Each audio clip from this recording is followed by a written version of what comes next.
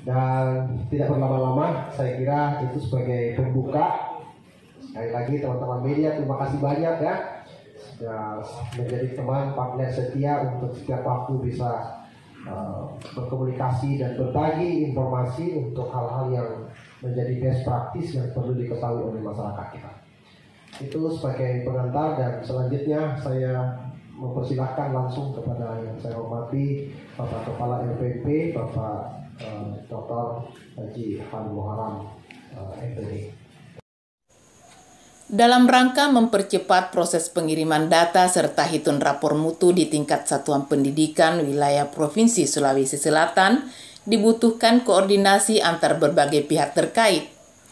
Untuk mencapai tujuan tersebut, Dinas Pendidikan Provinsi Sulawesi Selatan bekerja sama dengan LPMP melakukan konferensi pers pengiriman dan hitungan rapor mutu pendidikan tahun 2021 yang dibuka oleh Kepala Dinas Pendidikan Provinsi Sulawesi Selatan Profesor Dr. Muhammad Jufri, MSI, MPSI, Psikolog, di ruang rapat Prof. Amiruddin Dinas Pendidikan Provinsi Sulawesi Selatan, Jalan Perintis Kemerdekaan, kilometer 10 Tamalan Rea, Makassar, Rabu 6 Januari 2021 dengan protokol kesehatan COVID-19.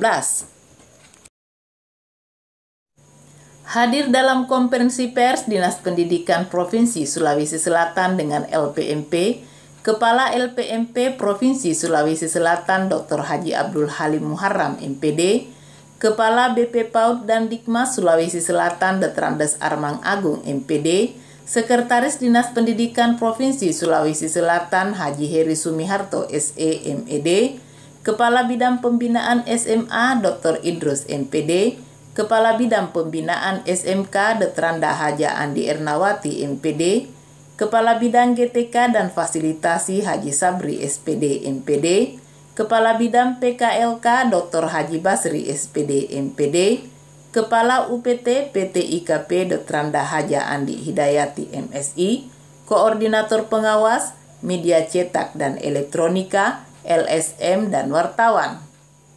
Itu dalam membuat program, dalam memberi perhatian, itu seluruhnya adalah sudah berbasis.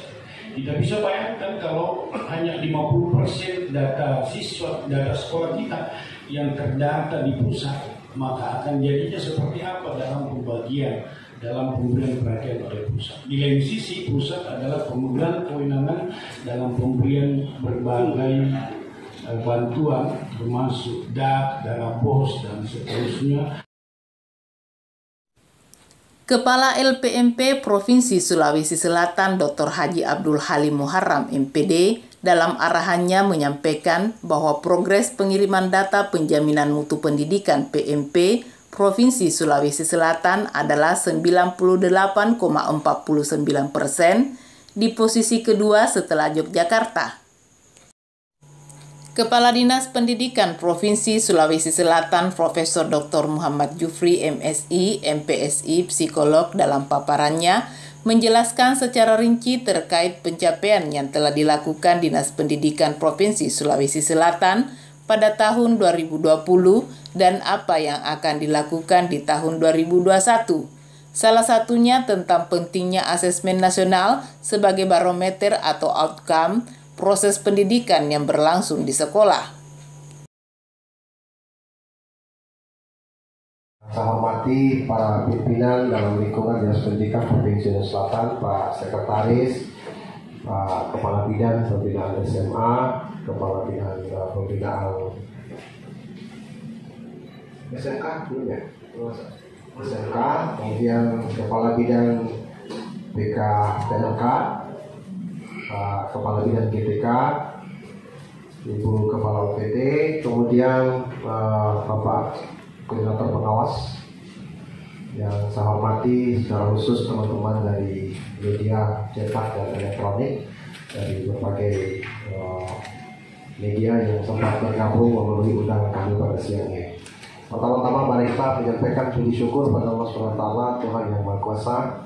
Pada siang hari ini kita semua dalam keadaan sehat dan kita diberi kesempatan untuk bisa bertemu di ruang pertemuan Prof. Amiruddin, Dinas Pendidikan Provinsi Sulawesi Selatan.